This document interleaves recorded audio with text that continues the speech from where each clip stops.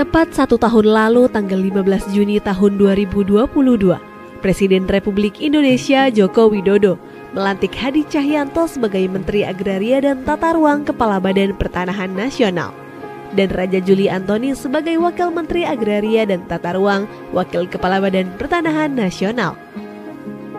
Terdapat 3 amanat dari Presiden RI yang ditugaskan kepada Menteri ATR Kepala BPN dan Wamen ATR Waka BPN terkait bidang pertanahan dan tata ruang. Antara lain, percepatan pendaftaran tanah sistematis lengkap, penyelesaian sengketa dan konflik pertanahan, termasuk pemberantasan mafia tanah, serta dukungan terhadap pembangunan Ibu Kota Negara Nusantara. Selama setahun ini, Kementerian ATR BPN pun terus melakukan akselerasi program PTSL dengan berbagai macam terobosan, mulai dari peningkatan pelayanan pertanahan, kolaborasi dengan berbagai pihak, hingga mendorong keterlibatan aktif masyarakat. Atas hasil dari kerja keras tersebut, selama 1 tahun ini, dari program PTSL berhasil mendaftarkan 6.616.664 bidang tanah di seluruh Indonesia, di mana 5.409.693 bidang tanah telah bersertifikat. Mengingat betapa pentingnya manfaat memiliki sertifikat tanah, selain sebagai legalitas hukum atas kepemilikan yang sah, sertifikat tanah juga dapat mengurangi potensi terjadinya sengketa atau konflik pertanahan, serta membuka akses permodalan untuk peningkatan ekonomi masyarakat. Sejak dilaksanakannya program PTSL juga telah memberikan penambahan nilai ekonomi atau ekonomi value added mencapai kurang lebih 5.574 triliun rupiah, dan 1 tahun terakhir mencapai kurang lebih 895 triliun rupiah yang berasal dari hak tanggungan, BPHTB, PPH, dan PNBP. Sebelum adanya program PTSL, pada tahun 2017, jumlah bidang tanah yang baru tercapai hanya mencapai 46 juta bidang tanah. Dari estimasi 126 juta bidang tanah yang ada di Indonesia. Kalau dihitung rata-rata setiap tahunnya, BPN hanya mendaftarkan 500.000 bidang tanah.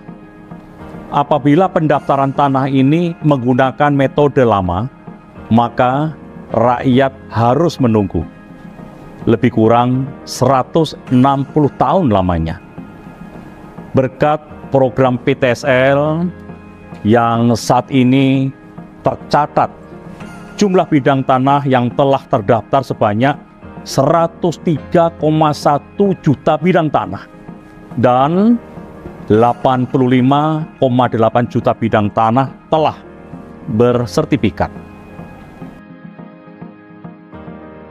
Percepatan program PTSL dimulai dengan menggerakkan partisipasi masyarakat untuk berperan aktif dalam menyiapkan berkas pertanahan secara mandiri.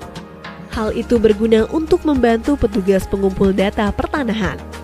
Selain itu, Kementerian ATR BPN juga aktif mengkampanyekan gerakan masyarakat pemasangan tanda batas atau gema batas untuk memudahkan petugas ukur dalam melaksanakan pengukuran tanah. Kementerian ATR BPN juga berkomitmen melegalisasi tanah wakaf dan rumah ibadah melalui Gerakan Nasional Sertifikasi Rumah Ibadah dan Pesantren, agar aset tersebut terhindar dari potensi hilang, terkena sengketa atau konflik. Konkretnya, Kementerian ATR BPN telah membuat nota kesepahaman dengan berbagai organisasi keagamaan untuk memudahkan sertifikasi tanah wakaf dan rumah ibadah, sehingga umat beragama dapat melaksanakan kegiatan keagamaan secara aman dan damai. Selama setahun ini, Kementerian ATR BPN telah berhasil mensertifikasi 36.149 bidang tanah wakaf dan rumah ibadah seperti masjid, gereja, vihara, dan rumah ibadah lainnya. Jumlah ini meningkat dari tahun sebelumnya yang mencapai 25.140 bidang tanah di tahun 2021 dan 13.858 bidang tanah di tahun 2020. Kami, Kementerian ATR BPN, memiliki komitmen untuk mensertifikasi rumah ibadah apapun di mana nama Tuhan diagungkan tanpa terkecuali dan tanpa diskriminasi. Kementerian ATR BPN juga mendorong percepatan sertifikasi aset-aset BMN, BMD, BUMN, dan BUMD.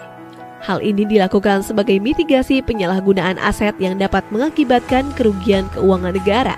Dalam 1 tahun, Kementerian ATR BPN telah menyelamatkan aset-aset negara melalui program sertifikasi tanah-tanah aset dengan estimasi nilai mencapai kurang lebih 643,9 triliun rupiah. Kementerian ATR BPN telah menargetkan pada tahun 2025 seluruh bidang tanah dapat terdaftar.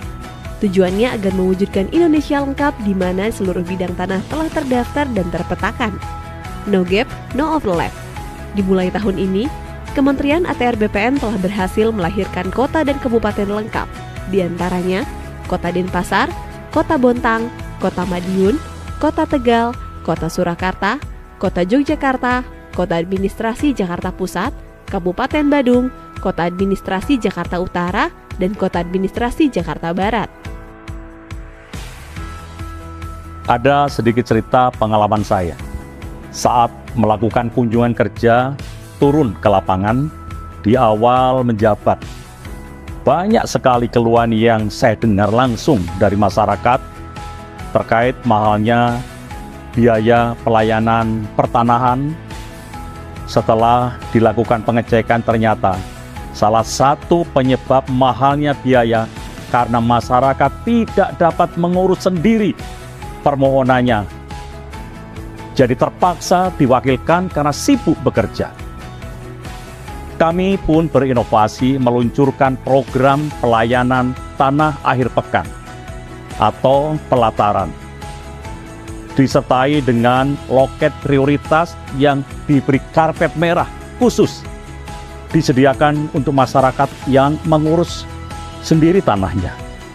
Dengan begitu, masyarakat dapat leluasa kapanpun mengurus tanahnya tanpa terkendala biaya dan waktu. Saat ini, pelayanan pertanahan akhir pekan telah tersedia di seluruh kantor pertanahan yang berkedudukan di ibu kota provinsi dan seluruh kantor pertanahan dengan rata-rata jumlah layanan di atas 2.000 berkas per bulan. Dengan adanya program pelataran ini, diharapkan dapat mencegah praktik calo atau mafia tanah dalam kepengurusan tanah.